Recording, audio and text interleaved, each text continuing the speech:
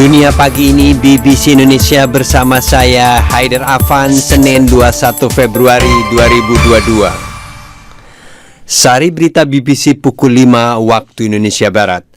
Pemerintah Indonesia mewajibkan lampiran keanggotaan BPJS Kesehatan untuk mengurus berbagai keperluan administrasi seperti jual beli tanah yang dianggap tidak relevan.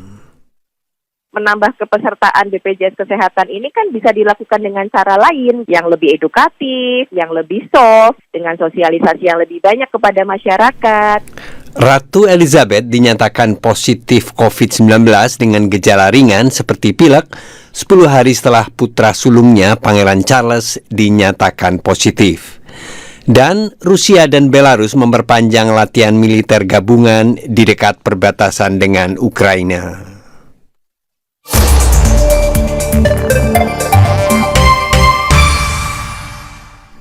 Berita selengkapnya. Mulai tanggal 1 Maret 2022, pemerintah Indonesia mewajibkan lampiran keanggotaan BPJS Kesehatan untuk mengurus jual beli tanah, pembuatan SIM dan STNK, sampai menjadi syarat untuk ibadah haji dan umroh. Sejumlah masyarakat menilainya tidak relevan dan anggota DPR menilai hal itu juga membebani masyarakat. Namun, BPJS Kesehatan mengatakan peraturan itu sejatinya bukan untuk mempersulit seperti dilaporkan wartawan BBC News Indonesia, Triwahyuni. Fahmi, bukan nama sebenarnya, tidak mendaftar BPJS Kesehatan dan hanya memiliki asuransi kesehatan swasta. Pria berusia 44 tahun itu mengaku keberatan dengan aturan baru bahwa ia harus melampirkan keanggotaan BPJS Kesehatan jika hendak mengurus jual beli tanah.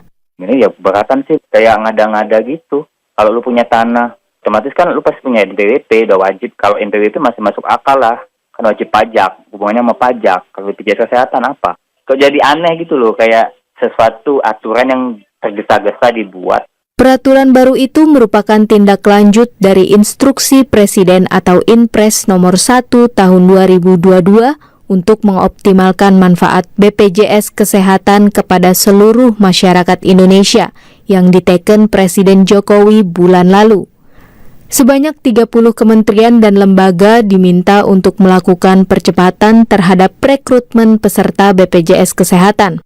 Kepala Humas BPJS Kesehatan M. Iqbal Anas Ma'ruf mengatakan, Inpres bukan hanya semata-mata untuk meningkatkan jumlah keanggotaan dari yang saat ini mencakup 86% penduduk Indonesia.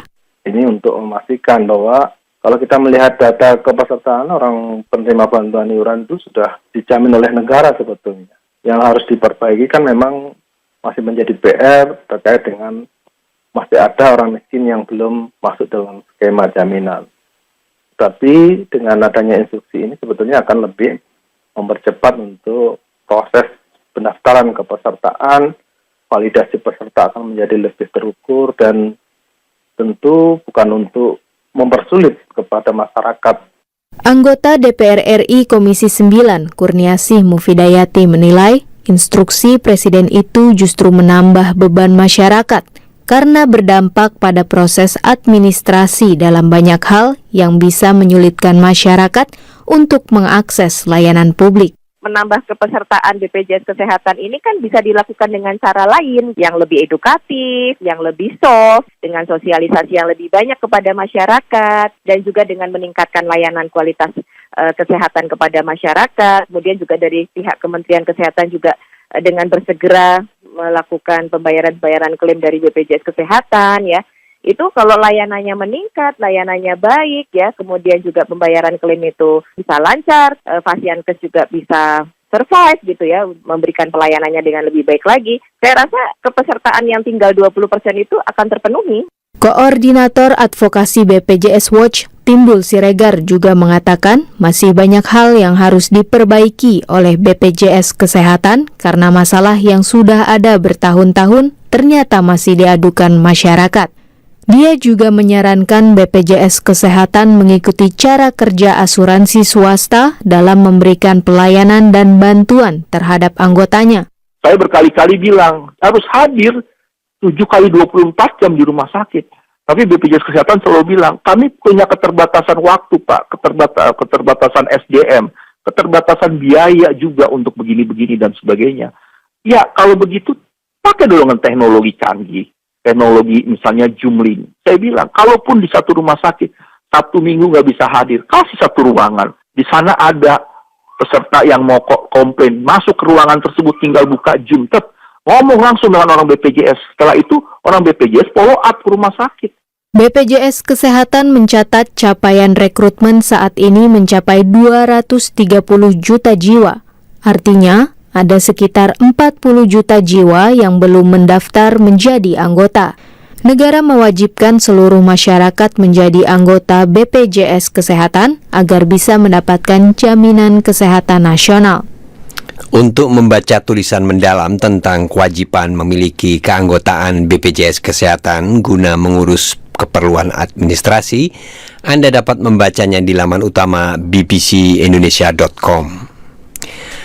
Ratu Elizabeth dinyatakan positif COVID-19 dan Istana Buckingham mengumumkan Ratu yang berusia 95 tahun mengalami gejala ringan seperti pilek dan diperkirakan akan terus menjalankan tugas-tugas ringan pekan ini. Istana Buckingham mengukuhkan Ratu sudah menerima vaksin penuh. Putra sulungnya, Pangeran Charles, dinyatakan positif COVID 10 hari lalu, 2 hari setelah bertemu Ratu. Dilaporkan terdapat sejumlah kasus di lingkaran staf Kastil Windsor, tempat tinggal Ratu. Rusia dan Belarus memperpanjang latihan militer gabungan di dekat perbatasan dengan Ukraina. Sementara para pemimpin Barat terus memperingatkan bahwa Rusia mungkin akan menyerbu Ukraina.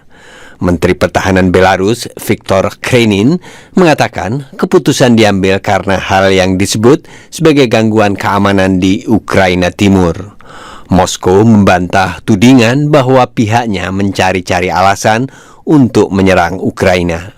Seorang warga Ukraina, Kristina, yang tinggal di ibu kota Kiev, mengaku bingung dengan situasi yang berkembang. Saya pribadi tak bisa lagi memikirkannya. Kami baru saja membicarakannya. Saya mengalami berbagai fase, menerima, merasa cemas, mengemas barang, dan saya benar-benar tidak tahu bagaimana harus berpikir. Meskipun perdamaian mungkin akan segera dilanggar, kita harus tetap hidup memanfaatkan kesempatan ini. Mudah-mudahan ini bukan kesempatan terakhir.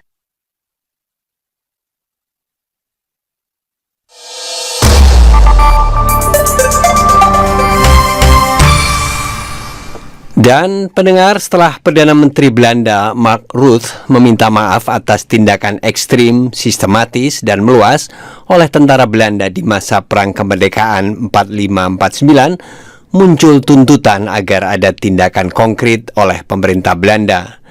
Permintaan maaf ini menanggapi hasil penelitian 3 lembaga penelitian berjudul Kemerdekaan, Dekolonisasi, Kekerasan dan Perang di Indonesia 1945-1950 yang menyebutkan ada pembiaran terjadinya kekerasan ekstrim. Keluarga korban, politikus di DPR, dan seorang sejarawan mengharapkan permintaan maaf itu diikuti langkah konkret seperti pemberian kompensasi kepada keluarga korban.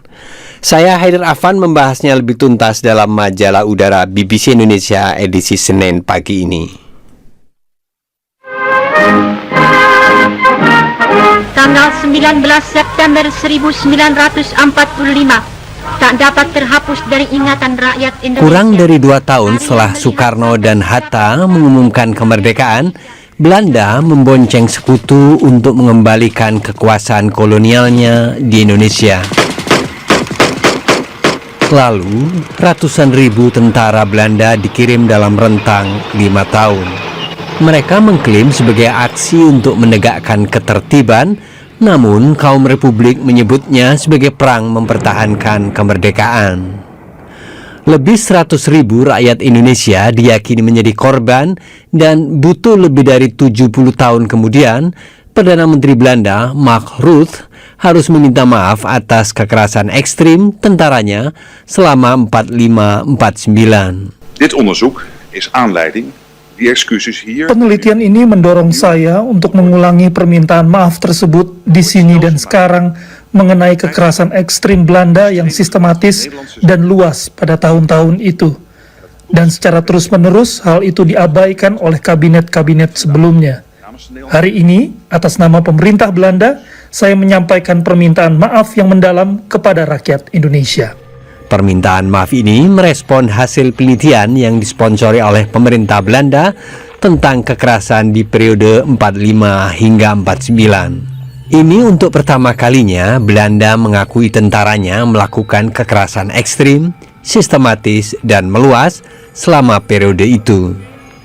Keluarga korban kekerasan oleh tentara Belanda dalam peristiwa Rengat 1949 dengan korban tewas diklaim lebih dari 1.000 orang mengapresiasinya.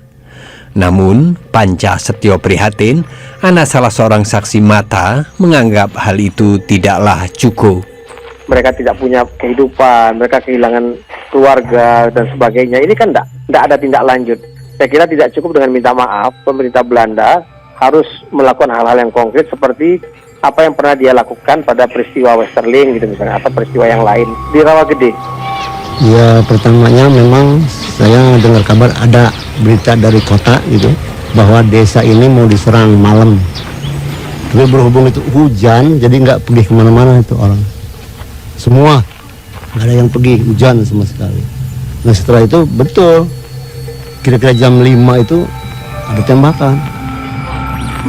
Sai adalah korban selamat dalam kasus Rawagede Desember 1947. Lebih dari 400 orang mati ditembak oleh tentara Belanda dan 11 tahun lalu pemerintah Belanda meminta maaf dan memberikan kompensasi setelah gugatan korban dimenangkan oleh Pengadilan Sipil Belanda.